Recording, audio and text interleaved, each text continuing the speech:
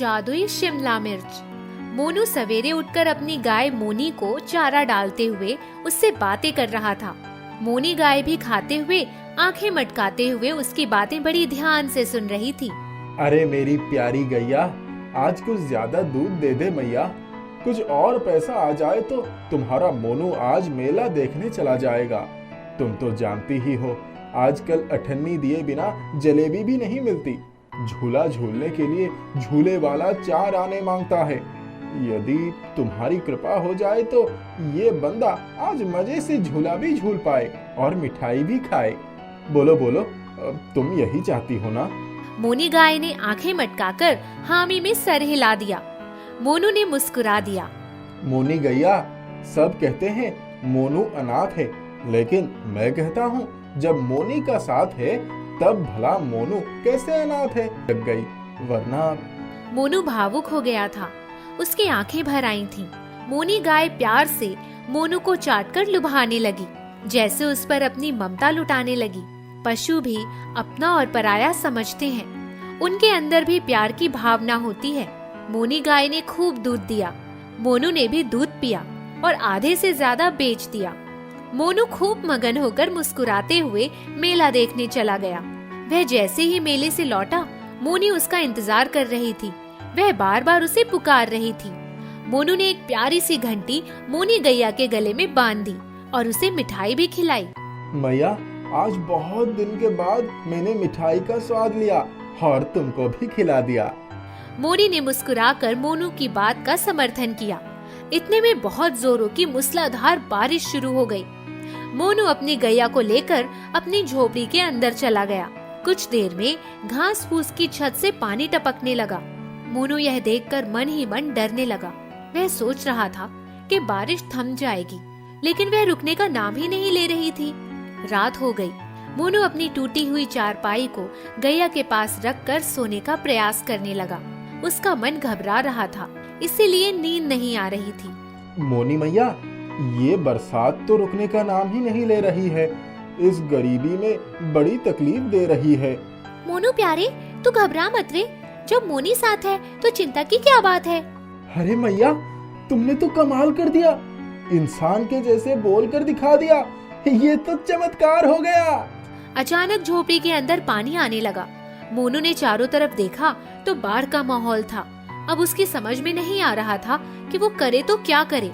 मोनू बेटा, मुझ पर सवार हो जाओ और इस मुसीबत से पार हो जाओ। चारों तरफ पानी ही पानी था। मोनू अपनी गैया के पीठ पर सवार हो गया और चल पड़ा। मोनी गाय तैरते हुए ऊंचाई की तरफ बढ़ रही थी। कुछ ही देर में वह एक सुरक्षित ऊंचाई वाले स्थान पर पहुंच गई। मैया, इस बाढ़ ने तो हमें बेघर कर दिया। जो भी था सब कुछ ले लिया। ऊपर वाला बहुत दयालु है। वह कुछ लेता है तो कुछ देता भी है। यह देखो, लाल लाल कोई फल दिखाई दे रहा है। चलो खाते हैं। मोनू आगे बढ़ा और उसने देखा कि एक शिमला मिर्च का पौधा है जो लाल बड़े बड़े शिमला मिर्च से लदा हुआ है। अरे मैया, ये तो शिमला मिर्च है। मैंने तो सोचा था कोई मीठा फल होगा और हम अपनी भूख मिटाएंगे। अब तुम ही बताओ, इसको हम कैसे खाएं? रुको जरा, मैं देखती हूँ, इसका स्वाद चखती हूँ। ध्यान से देखो, शिमला मिर्च बहुत बड़ा होता जा रहा है। अरे यह तो बहुत स्वादिष्ट है और मीठा है। लो, तुम भी खाओ। अरे हाँ, ये तो सचमुच बड़ा अलवेला फल है। अपने ढंग का अकेला फल है। चलो दोनों पेट भर के खाएंगे। इसके बाद पेड़ के नीचे सो जाएंगे। अरे हाँ, मुझे तो खाना खाए बिना नींद नहीं आती। अब यहाँ खाना तो मिलेगा नहीं। यही शिमला मिर्च का सहारा है। मोनी मैया, मुझे बड़ा आश्चर्य हो रहा है कि शिमला मिर्च में मीठे फल का स्वाद कैसे आ रहा है। अरे अरे, ये क्या हो रहा है?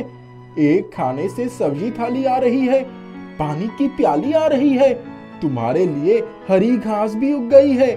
मोनी गैया घास चरने लगी और मोनू सजी भोजन की थाली पर जुट गया। खाने में एक व्यंजन शिमला मिर्च की सब्जी भी थी। उसने भरपेट खाया। मोनू को बहुत मजा आया। मोनी ने भी खुश होकर आंखों को मटकाया। खाना खाकर मोनू अपनी प्यारी गैया के साथ पेड़ के नीचे सो गया। वह सवेरे उठा तो उसके आश्चर्य का ठिकाना नहीं था। उसने देखा सामने एक सुंदर घर बना हुआ है। अरे मैया, ये रातों रात घर कहाँ से आ गया? काश हमारा भी ऐसा ही एक घर होता। इतने में शिमला मिर्च की डालियां हिली और आवाज आई, मोनू राजा, यह तुम्हारा ही घर है। इसमें तुम्हारे और तुम्हारी गैया के लिए विशेष व्यवस्था है। तुम जैसे नेक इंसान के लिए मैंने यह इंतजाम किया है, इसीलिए यह नया घर तुम्हारे नाम किया है। अंदर प्रवेश करो और प्रसन्न मन से इसमें निवास करो। मोनू के लिए यह एक सुंदर सपने से भी बढ़कर था। घर के अंदर सारे साजो सामान थे। धन संपदा, बर्तन, पलंग, अलमारी, रेडियो इत्यादि सारी वस्तुओं से सजा हुआ घर मोनू को बहुत प्यारा लगा। उसकी दुनिया बदल गई। उसने बाहर जाकर देखा तो शिमला मिर्च का पौधा और बड़ा हो गया था। उसमें बहुत सारे शिमला मिर्च आ गए थे। मोनू और मोनी बड़े मजे से जीवन बिताने लगे। मोनू प्रतिदिन बहुत सारे शिमला मिर्च तोड़ता और बाजार में बेच आता। इसी तरह वह अपना काम चलाता था। उसने आसपास खेती क्यारी बनाकर कुछ दूसरी सब्जियां उगाना भी शुरू कर दिया। मोनी गैया चारों तरफ फैले हुए विशाल चारागाह में चरती थी और आकर मोनू के घर में बड़े प्यार से रहती थी। एक दिन एक जंगली गेंडा आया और उसने जैसे ही शिमला मिर्च के पौधे में लाल लाल शिमला मिर्च देखे, उसे बहुत गुस्सा आया। उसे लाल रंग से चिढ़ थी। वह बड़ी जोर से दौड़ कर आया और शिमला मिर्च के पौधों को जोर से टक्कर मारी। पूरा पौधा जमीन पर गिर पड़ा। मोनी गैया दौड़ी और उसने अपने सींग से गेंडे पर वार किया, लेकिन गेंडे पर कुछ असर नहीं हुआ। उसका प्यारा शिमला मिर्च का पौधा जमीन पर सो गया और वह देखकर मोनू बहुत दुखी और उदास हो गया। दूसरी तरफ उसने देखा वह गेंडा मोनी गैया की तरफ दौड़ रहा है। गैया आगे आगे, गेंडा पीछे पीछे। मोनू बुरी तरह से डर गया और अपनी गैया को बचाने के लिए डंडा लेकर दौड़ पड़ा। मोनू ने गेंडे के सर पर जोर से डंडा मारा। गेंडा नीचे गिर गया और हार मान लिया। मोनी गैया मोनू के पीछे आई। गेंडा फिर से उठा और मोनू की तरफ दौड़ पड़ा। अचानक चमत्कार हुआ। मोनू और गेंडे के बीच में एक लाल दीवार खड़ी हो गई। गेंडा जैसे ही आगे बढ़ा, उसी दीवार से लड़कर लुढ़क गया। इसके बाद वह कभी नहीं उठ पाया। मोनू ने देखा कि उसी जादुई दीवार ने उसके घर के खेतों के चारों तरफ घेरा बना दिया है और पूरी तरह से सुरक्षित कर दिया है। उसके आश्चर्य का तब ठिकाना न रहा जब उसने देखा शिमला मिर्च का जादुई पौधा पहले की तरह खड़ा हो गया है और शिमला मिर्च से लदा हुआ है। मोनी गैया आकर मोनू को प्यार से चाटने लगी। शिमला मिर्च की डालियां भी उनसे प्यार करने के लिए उनकी तरफ झुक गई। मोनू और मोनी सुख के साथ रहने लगे। एक गांव में विभूति नाम का व्यक्ति रहता था। वह गांव में घूम घूम कर गुब्बारे बेचता था। गुब्बारे बेचकर उसे ज्यादा पैसे नहीं मिलते थे। वह सोच रहा था कोई और काम ढूंढे। विभूति के पड़ोस में गणेश नाम का एक व्यक्ति था, लेकिन वह पढ़ाई करने के लिए बचपन में ही शहर चला गया था। विभूति और गणेश दोनों ही बचपन में बहुत अच्छे दोस्त थे। पढ़ाई पूरी करके गणेश वापस गांव आता है और घर वालों से मिलता है और विभूति से भी मिलता है। कैसा है भाई, तू तो इतने सालों में बदल ही गया। अच्छा, सिर्फ मैं ही बदल गया? तू भी तो बदल गया है। बोल, क्या काम कर रहा है शहर में? क्या बताऊं यार, पढ़ाई पूरी करने के बाद भी कोई नौकरी नहीं मिल पाई। हाँ यार, मैं भी कोई खास काम नहीं कर रहा। बस गांव में गुब्बारे बेचने का काम करता हूँ, जिससे 2 वक्त के भोजन का इंतजाम हो पाता है। तो क्यों ना हम मिलकर कुछ नया काम करें। गांव में महंत देव नाम का एक व्यक्ति रहता था, जो लोगों को काम दिलवाता था और नए नए काम करने के सुझाव भी दिया करता था। गांव में महंत देव नाम का एक व्यक्ति रहता था, जो लोगों को काम दिया करता था और नए नए काम करने के सुझाव देता था। विभूति और गणेश सोचते हैं महंत देव के पास जाकर सलाह लें कि आगे क्या करना चाहिए। दोनों महंत देव के पास जाते हैं। कहो, कैसे आना हुआ? हमें आपसे राय लेनी थी। हम कुछ नया करना चाहते हैं। क्या कोई काम आपके पास है जो हम कर सकें? मेरे पास तो एक फलों की दुकान है। उसके लिए कोई अच्छे लोग को ढूंढ रहा हूँ, जो दुकान की अच्छे से देखभाल कर सके और ईमानदार भी हो। जी, हम है ना, हम आपकी दुकान को बहुत अच्छे से चला सकते हैं। हाँ, गणेश सही कहता है। वैसे कौन से फल की दुकान है?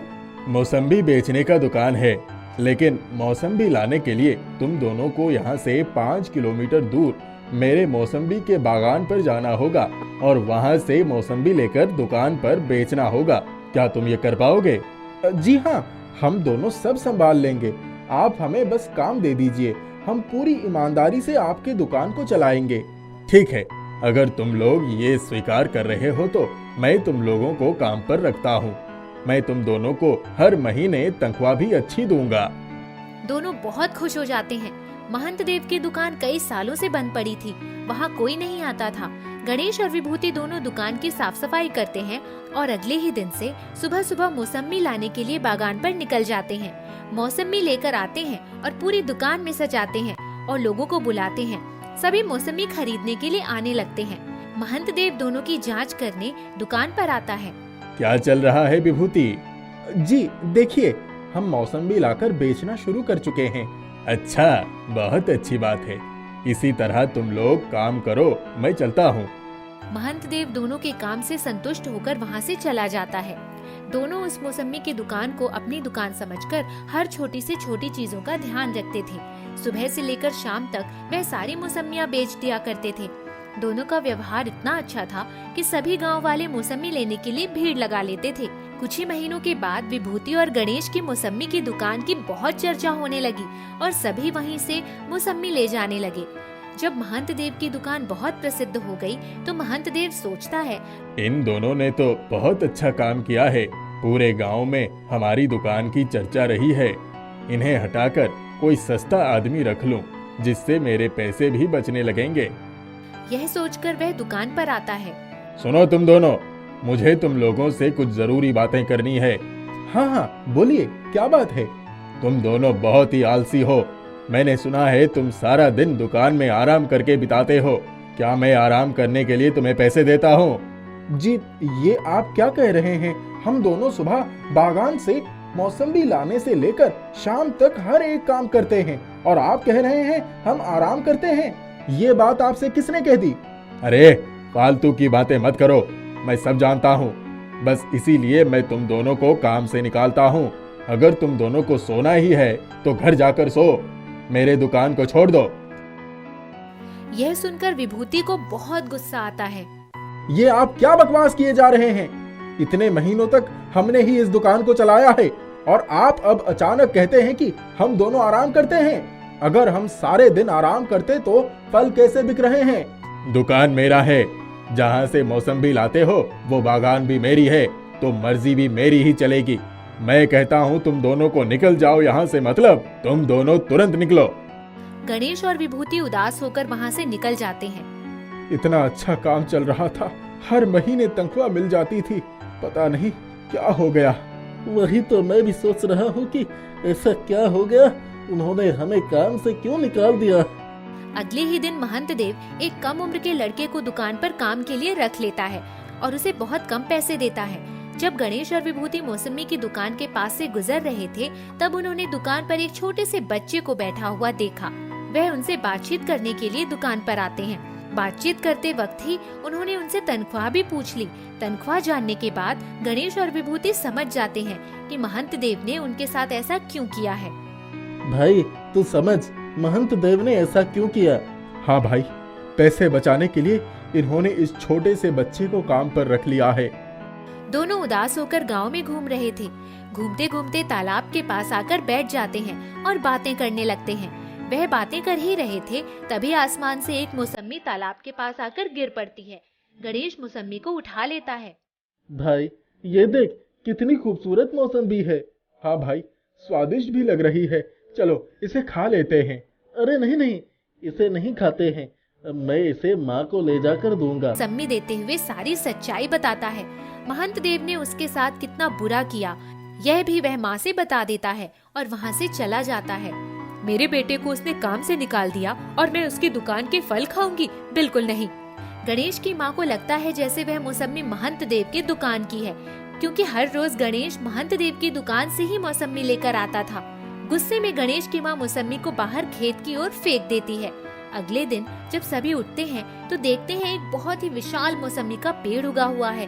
गणेश की माँ कहती है, अरे बेटा, मैंने तो कल उस महंत देव की दुकान की मौसम्मी को यहाँ फेंका था, आज इतना बड़ा पेड़ कैसे आ गया? माँ, वो मौसम्बी महंत देव की दुकान की नहीं थी, वो तो हम जब तालाब के किनारे बैठे थे तब आसमान से गिरी थी।